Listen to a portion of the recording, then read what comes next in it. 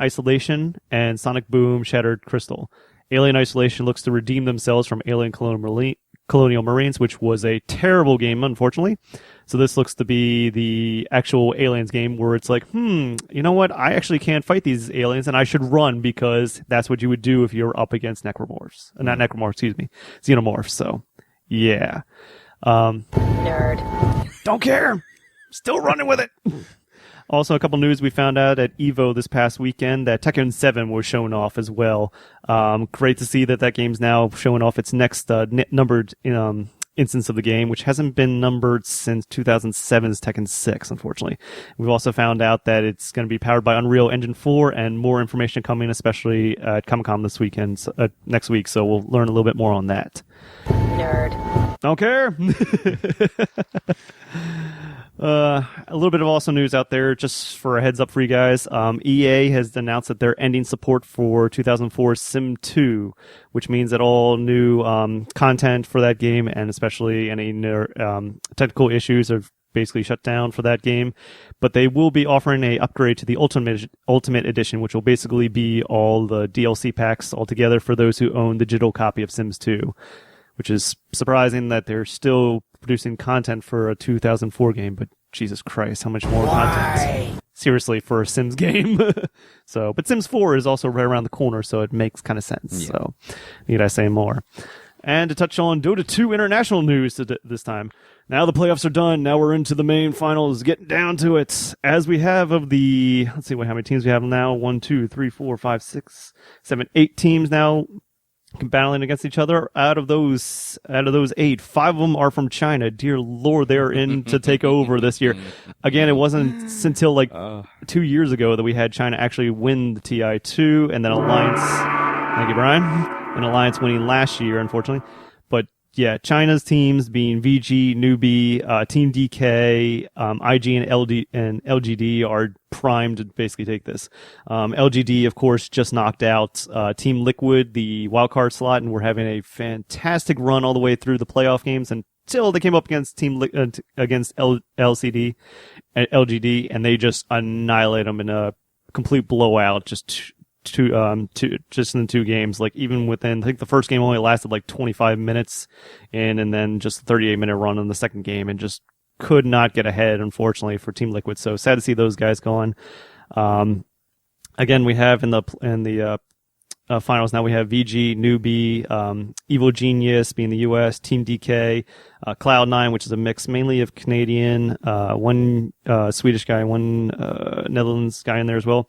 Na'Vi being, of course, the fan favorites in there, IG and LGD. So we'll have the upper brackets with VG taking on Newbie, Evil Genius will take on DK, and then the lower bracket we will have Cloud9 versus Na'Vi and IG versus LGD. That'll be taking place this weekend, with the grand finals taking place on the 21st, if I'm not mistaken. So with the 4 million prizes coming up, so. I'm sorry, I was saying it's a busy week. It is going on this next week or so. I know, so definitely a lot of stuff going on in this tournament news. And with all this, especially the news speculation with and the hype, especially with the Dota 2, with the international tournament coming up, and especially with the 10 million prize pool that Valve is generated from there, they're actually looking to maybe also open up an international type situation for more of their franchises. So they're looking actually, and thoughts of thinking of actually opening up a Counter-Strike one for it. Now, Counter-Strike has been in a couple other different tournaments as well, such as like DreamHack and stuff, but they're thinking they may open up and be like, you know what, why don't we do an international version of Counter-Strike, because they haven't done it yet. So me in for that one. I mean, they've already sold out the Key Arena, the stadium right now at Seattle. You have League of Legends that'll sell out the Staples Center in Los Angeles when they do the tournaments there. So it's like, why not? Go ahead. Now, League of Legends is not part of, obviously, that's Riot's game, that's not Valve's, but with the idea of esports, generating so much buzz and getting a lot of attention, and easy streaming services through Twitch.tv, and especially through the gaming services. I mean, you pop on to a live a live match between any one of these teams, and you're looking just at minimum 100,000 viewers right there. Mm-hmm. And that's just online. Plus, you have the people in the stadium, in the seats, they're watching. Just incredible. Which has also brought a couple of interesting attention to a couple people, such as, let's see, what kind of shall we say, websites and or company sponsorships do you think you would suspect to see at a gaming event? Mountain Dew. Makes sense. I can see that. Monster, Red Bull, Yeah. Cheetos. Oh god. Doritos, Funyuns. I mean, obviously, you would see the computer parts. You see people like Hyper. You see like Razer, Nvidia. Yeah. Medicinal Colorado Normal. Now Seattle. Yeah, Seattle. True, Seattle. Huh? Seattle, whatever. I don't know. Government. Yeah. Well, out of the mouth of babes, or wherever the hell the internet wanted to put it, youporn.com tweeted the idea of, hey, would it be a good idea if any LoL or Hearthstone or Dota teams like to be sponsored by us, as they tweeted out onto their Twitter page, with response coming back from being positive to do it, negative being hell no, and mixed reaction to, why aren't you also counting in StarCraft or like other games as well? Counter-Strike? No. Why? You porn, like an adult porn site dedicating themselves to sponsoring to an esports team I don't think gives the right impression, shall we say. Case in point. Yeah, I can't come up with this stuff. And James, it wasn't the groundhog, or it was the beaver. Oh, you got a ding on that one too. Thanks. Especially for there it is. Yeah. For a sport that's trying to take itself seriously and say, like, we're also open to the idea of being, non-discriminational, especially bringing in, both gender segregation. We bring in both male and females in there, and porn industry. Just saying.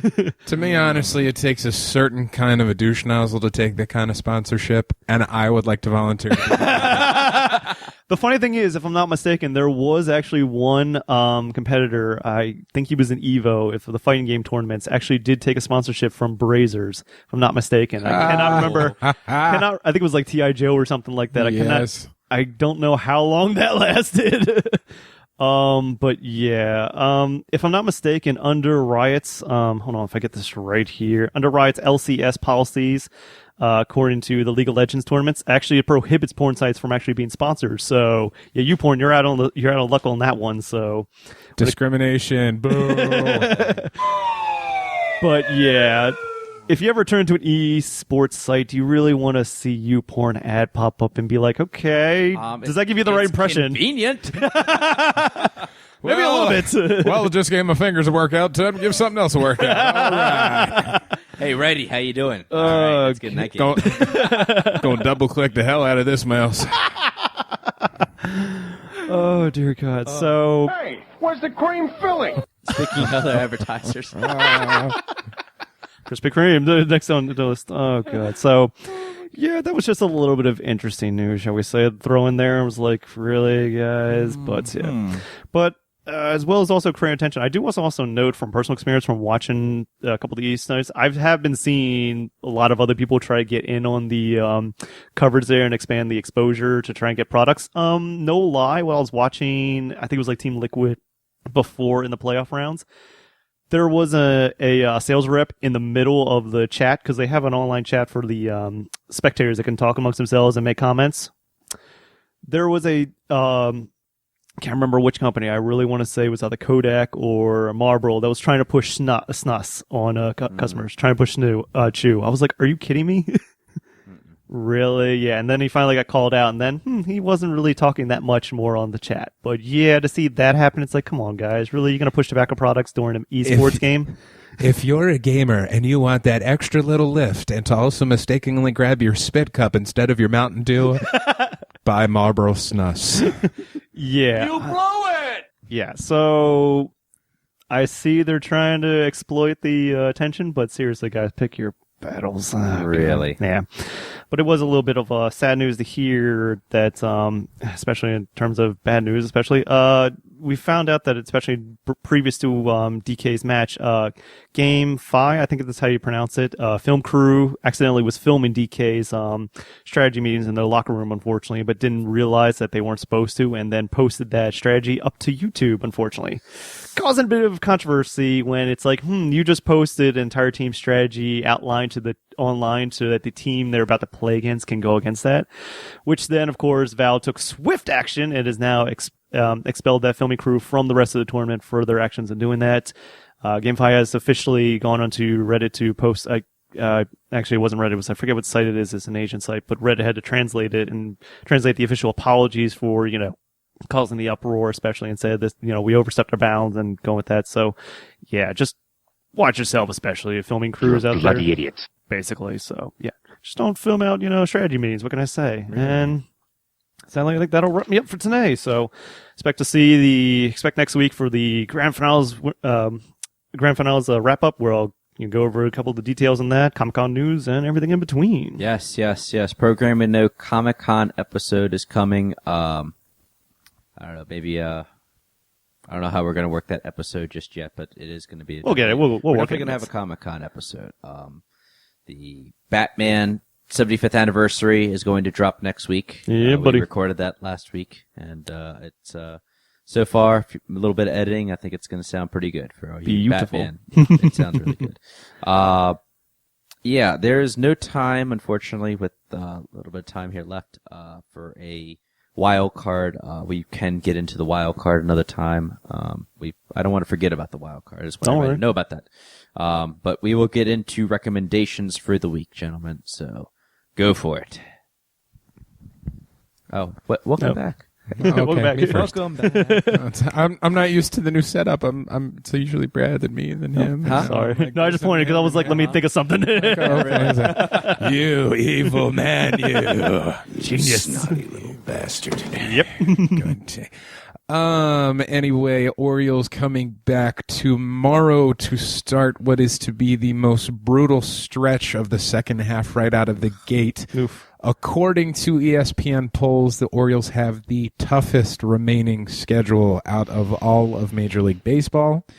They start off quickly with 3 against Oakland, who recently acquired Jeff Smarja and Jason Hamill in a trade from the Cubs. So now all 5 of their starters rank in the top 30 in the major leagues in earned run average. So we get Smarja, Hamill, and Sonny Gray, their top 3 starters, right out of the gate.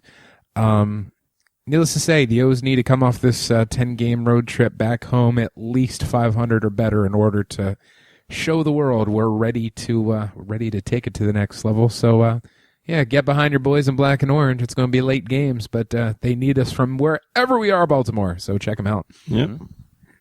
Bradley. Actually, I know it came out a little bit while ago, but I've been stuck in it for playing for a while now, actually.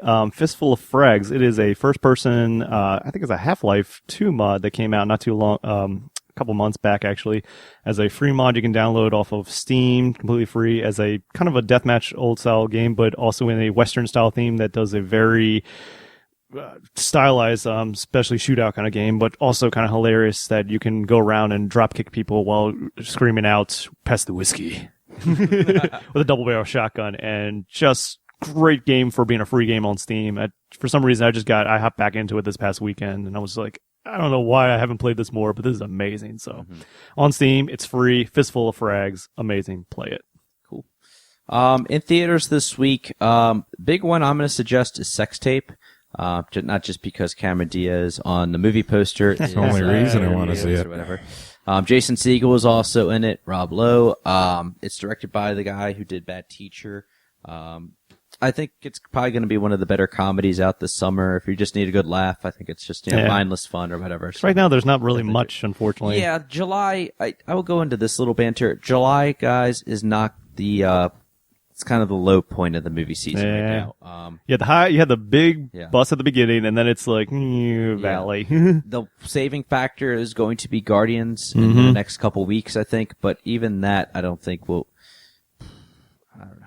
I don't know what to think about that yet. I have high expectations about it. Yeah. And I'm going to go in with as low as I can. It just looks that good. So there really isn't any more tentpoles that are coming out right now. This is kind of just like slim pickings. So if you want to catch up on your summer movies, my advice would be now's the time. Yeah. If you haven't seen X-Men, try to go find that. If you haven't seen Edge of Tomorrow, go see that. Good luck trying to find that. Good luck trying to find that. If you want to go see Transformers. You suck, you jackass. Try to go see that. It's just that time or whatever. I mean, I like to go see Dawn of the Planet of the Apes. I keep hearing good things about that. So I keep hearing good things, but then I keep seeing the trailer. I'm like, I don't know.